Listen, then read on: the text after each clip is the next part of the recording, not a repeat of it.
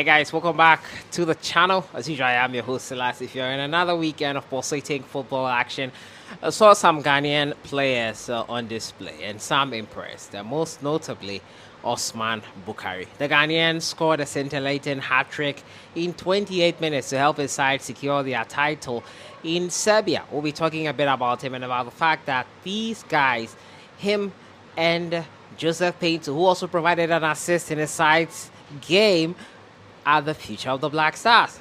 Thomas Partey has also faced some criticism after Arsenal slipped up on Friday night, leading to that 3-3 draw, which essentially puts the title race back into Manchester City's court. The Ghanaian has come under a lot of backlash. Slips and mistakes leading up to goals against West Ham and now Southampton has left people with a sour taste of Partey's name in their mouth. We'll talk about Thomas Partey and how he has dipped a bit in terms of form. We're also going to talk about other Ghanaian players who have impressed over the weekend. Jordan Ayew's side drew blanks and he's still enjoying life under his new, well, not his new coach, under Roy Hodgson once again. We'll talk about all that today. As usual, subscribe if you have not.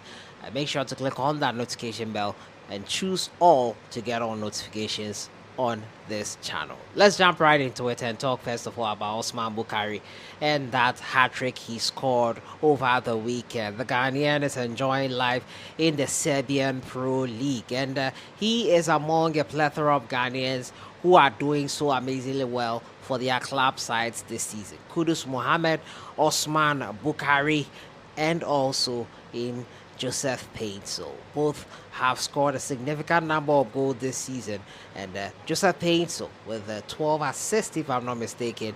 Osman Bukari this season has been impressive. The hat-trick he scored yesterday was his second hat-trick of the season, and these guys are the future of the Ghana Black Stars. If you watch that game versus Angola, how they came on and proved pivotal to Ghana getting that draw, you would know what I'm talking about. And I feel more playing time for them for in the upcoming final round of qualifiers for the African Cup of Nations in June will cement their places in Ghana's teams. The African Cup of Nations is the next target for the Ghana Black Stars as well. So we'll be hoping that these guys will peak at the right time to help us do well in those competitions. African Cup of Nations includes also the World Cup qualifiers, and reports are that the World Cup qualifiers, the African Cup of Nations will be used as a qualifier for it. Why not 2025 African Cup of Nations? The rumor is that 2024 own will be used for that. I don't know how true that is, and I think it will be interesting to hear how it's done. With another AFCON set to take place in 2025, probably 2027. We'll see how that will unravel. But Osman Bukari, the man of the moment now, a hat-trick, second of the season. He got a goal when he came on for Ghana versus Angola and secured a point for us that sees us remain at the top of that standing for the African Cup of Nations qualifiers. So he is probably a show-in to get into the Ghana national team and help us in our quest to win a trophy for the first time. Joseph Paintstil, as I said, also provided an assist for his teammates in their game over the weekend. It was great to see him in action. I enjoy watching Joseph Paintstil this season.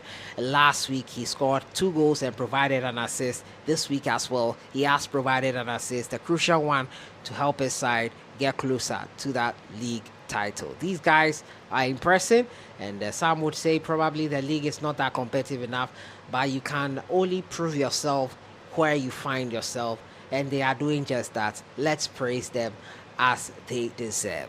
My next story has to do with Thomas Partey and some criticism he has come under. In the game versus West Ham United, Partey was caught napping on the ball, and though if you look at it again, you could argue for the fact that it should have been a foul and a handball for Declan Rice in that tackle.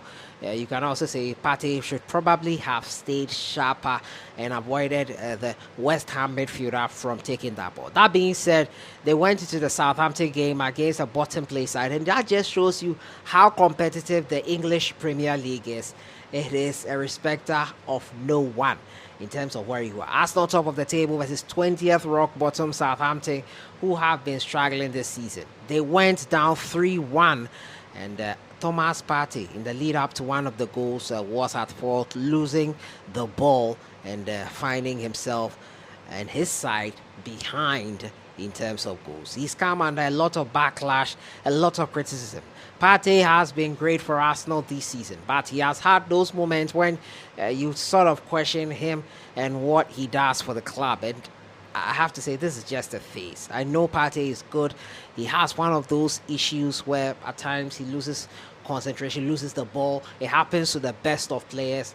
I don't think it is something that should have a lot of people insulting and backlash and getting back at him. Football is an emotional sport. Fans are emotional because it cost points. Probably if it didn't cost points, they would not be so worried. But Arsenal need to wake up.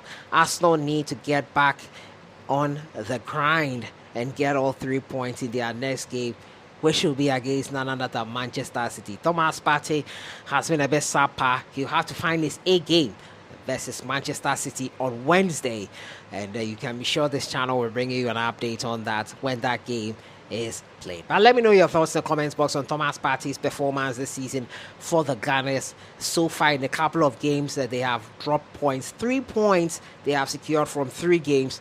Not the best if you want to win titles, but it is something that was bound to happen. 100% winning all games was never. Even the Manchester City have dropped points and lost games where we didn't expect them to. So Arsenal fans, you're 5 points ahead. City, yes, they have 2 games in hand, but one of those games is against your side. And if you look at it like that, the excitement of winning should be greater than the fear of losing. If I were an Arsenal fan, that is what I would motivate myself with. Though past performances currently might not be encouraging, I will still be optimistic. The team have been on top for a long while this season.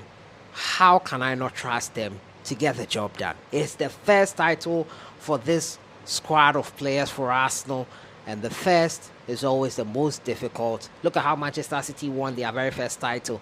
The final whistle, the final kick. So it will go down to the wire for sure. And Manchester City, mind you, will also possibly drop points in the end. So Gunners fans, stay calm. Andre Ayew was also in action for his side Nottingham Forest as they succumbed to a 3-2 loss to Liverpool. They were 2-2 drawn before the final goal came, and they lost to Mohamed Salah with that winning goal. Andre Ayew played just 9 minutes. Crystal Palace resurgence continues. A 0-0 draw over the weekend. Jordan Ayew also in action for his club side, instrumental as well. Iñaki Williams' brother Nico Williams finding the back of the net in his side's 2-1 victory. Also Athletic Bilbao there. That's a summary of the top performers of the weekend. Which game did you enjoy watching most? City are through to the FA Cup final.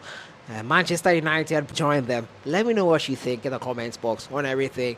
The performance of Ghanaian players, the top performers, Osman Bukari and Joseph Paintstil are the future of our national teams. Let me know what you think in the comments box. I'll see you guys in the next one. Have a great weekend.